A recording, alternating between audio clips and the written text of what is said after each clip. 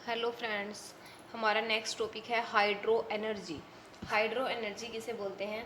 The kinetic energy of flowing water और the potential energy of stored water at a height is called water energy और hydro energy. सबसे पहले आपको पता होना चाहिए इसमें काइनेटिक एनर्जी होती क्या है और पोटेंशियल एनर्जी क्या होती है। जब कोई भी चीज़ मोशन में है, मतलब चल रही है, मोशन में है, तब उसके अंदर जो एनर्जी होती है उसको बोल देते हैं हम काइनेटिक एनर्जी। और अगर कोई भी मटेरियल या फिर कोई भी मैटर अपनी स्थिर पोजीशन में है, मतलब वो स्टैंडिंग पोजीशन में है, वहीं का वहीं रुका हुआ है, तो उसके अंदर जब एनर्जी स्टोर्ड होएगी तो उसको बोल देते हैं हम पोटेंशियल एनर्जी। मतलब कहने का क्या है, काइनेटिक एनर्जी तो होती है ड्यू टू इट्स मोशन और पोटेंशियल एनर्जी होती है ड्यू टू इट्स पोजीशन। ठीक है, कि उसकी पोजीशन की वजह से उसके अंदर क्या एनर्जी स्टोर्ड है, उसको बोल देते हैं हम पोटेंशियल एनर्जी। तो हाइड्रो एनर्जी क्या होती है? जैसे कि हमारे पास वाटर जब फ्लो करता है, एक तो उसके अंदर क्या होगी, वाटर के फ्लो होने की वजह से काइनेटिक एनर्जी होगी। और अगर वाटर को हमने रोक के रखा हुआ है, ठीक है, तो उसकी वजह से हाइट के ऊपर, ये नहीं है कि नीचे ग्राउंड में रखा हुआ है, किसी भी हाइट के ऊपर वाटर को हमने रोक के रखा हुआ है, जैसे डैम वगैरह बना देते हैं, ठीक है, उसमें हमने क्या कर रखा है, वाटर को स्टोर करके रखा हुआ है, उसके अंदर जो इस टाइम पे एनर्जी होगी उसको बोल देंगे हम पोटेंशियल एनर्जी। तो इन दोनों एनर्जी को हम क्या बोल देते हैं, वाटर की एनर्जी या फिर हाइड्रो एनर्जी। ठीक है, नेक्स्ट देखो इसकी एडवांटेज। एडवांटेज क्या होती है? अच्छाइयाँ। ठीक है, एडवांटेज क्या है इसकी? अच्छाइयाँ। हाइड्रो एनर्जी की अच्छाइयाँ क्या है? It is renewable source of energy. Renewable का मतलब क्या होता है कि जिसको हम दोबारा से बना सकते हैं। ठीक है, एक तो ये रीन्यूएबल सोर्स है एनर्जी का, क्योंकि हम दोबारा से इसको वाटर का यूज़ करके अपनी मर्जी है कितनी बार कितना भी ज़्यादा इलेक्ट्रिसिटी प्रोड्यूस कर सकते हैं। ठीक है, it does not cause any pollution, और इसकी वजह से कोई भी पोल्यूशन नहीं होता। ठीक है, it is cheap source of electricity, और ये सबसे सस्ता सोर्स है इलेक्ट्रिसिटी प्रोड्यूस करने का। उसके बाद देखो इसकी लिमिटेशंस। लिमिटेशन मतलब कमियाँ। ठीक है, कमियाँ पढ़ते हैं हम इसकी। कमियों में क्या है? सबसे first, the fast flowing water is not found everywhere. सबसे फर्स्ट कमी यही है इसकी, क्योंकि इसको बनाने के लिए, वाटर से इलेक्ट्रिसिटी प्रोड्यूस करने के लिए जो वाटर फ्लो करेगा वो बहुत स्पीड में होना चाहिए। अब हर जगह हमें वाटर की स्पीड नहीं मिल सकती, इसलिए इसकी ये सबसे बड़ी कमी है।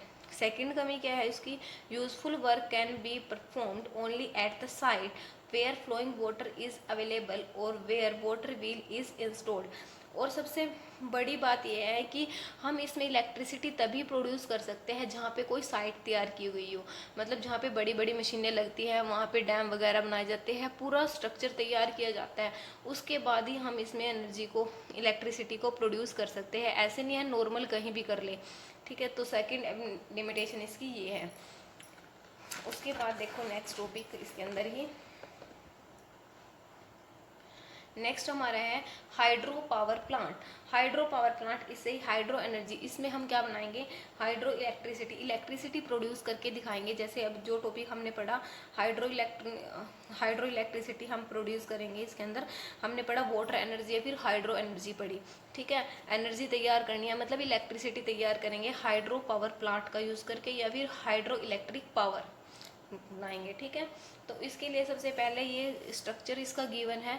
स्ट्रक्चर के अंदर हमारे पास देखो, ये हमारे पास रिजर्वायर दिया हुआ है, ये वाला। रिजर्वायर का मतलब क्या होता है? जिसके अंदर हमने पानी को इकट्ठा करके रखना है। ठीक है, बहुत सारा पानी को स्टोर करके रखना है एट अ हाइट, हाइट के ऊपर होना चाहिए। ये हमने डैम तैयार किया हुआ है। ठीक है, यहाँ पे हमने एक गेट लगाया हुआ है, गेट को हम बंद करके रखते हैं, और जैसे हमें मतलब इलेक्ट्रिसिटी प्रोड्यूस करानी हो तब हम इस गेट को एकदम से ओपन करेंगे। ओपन करने के बाद पानी की स्पीड बहुत ज़्यादा हो जाती है, इसलिए हम पानी को क्या करते हैं, हाइट पे रख देते हैं। ठीक है, जिसको हम क्या बोल देते हैं, रिजर्वायर। उसके बाद ये हमारे पास पानी जा रहा है, यहाँ पे हमने क्या लगाया हुआ है, एक यहाँ पे रोटेटर लगाया हुआ है, टरबाइन लगाई हुई है, टरबाइन का ये रोटेटर है। रोटेटर को हमने एक जनरेटर के साथ, ये जनरेटर है, जनरेटर के साथ जोड़ दिया है। जनरेटर के साथ जोड़ने की क्या ज़रूरत पड़ी, क्योंकि हमारे पास इलेक्ट्रिसिटी जो प्रोड्यूस होगी फाइनली वो जनरेटर की हेल्प से ही होगी। ठीक है, और जो बचा हुआ जो यहाँ से पानी आएगा वो हम रिवर में पहुंचा देंगे। ठीक है, ये हमारे पास इसकी डायग्राम है। और जो यहाँ से इलेक्ट्रिसिटी प्रोड्यूस होगी उसको हम पावर लाइंस की में सप्लाई कर देंगे। ठीक है, तो इसमें देखो सबसे फर्स्ट क्या है, electricity produce by making use of kinetic energy of flowing water is known as hydroelectricity और hydroelectric power। हाइड्रोइलेक्ट्रिसिटी किसको बोल देते हैं कि हमें ना यहाँ से क्या करना है, इलेक्ट्रिसिटी प्रोड्यूस करानी है। किसका यूज़ करके, वाटर का। वाटर कैसा होना चाहिए, मोशन में होना चाहिए, मतलब उसके अंदर काइनेटिक एनर्जी होनी चाहिए। तो उसकी काइनेटिक एनर्जी का यूज़ करके हम इलेक्ट्रिसिटी को प्रोड्यूस कर सकते हैं। Next, hydroelectricity is produced by flowing water fall on the blades of a big turbine।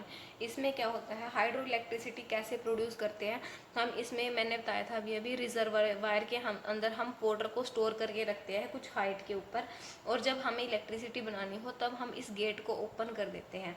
Gate को जैसे ही ओपन होता है तब हमारे पास यहाँ से वाटर फ्लो होकर इसके ब्लेड्स के ऊपर, जो हमारा ये टरबाइन का ब्लेड है उसके ऊपर पानी फॉल होता है, जिसकी वजह से ये रोटेट करना स्टार्ट कर देता है।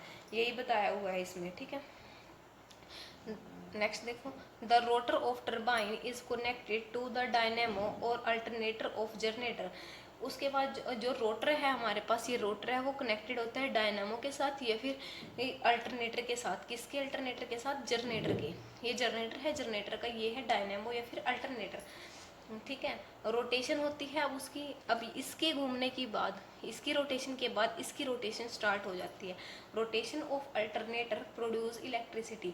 जब इसकी रोटेशन होती है तब ये इलेक्ट्रिसिटी प्रोड्यूस करना स्टार्ट कर देता है ये जनरेटर। ठीक है, this electricity is given then transmitted to power lines. तब इस इलेक्ट्रिसिटी को हम पास कर देते हैं पावर लाइंस को। ठीक है,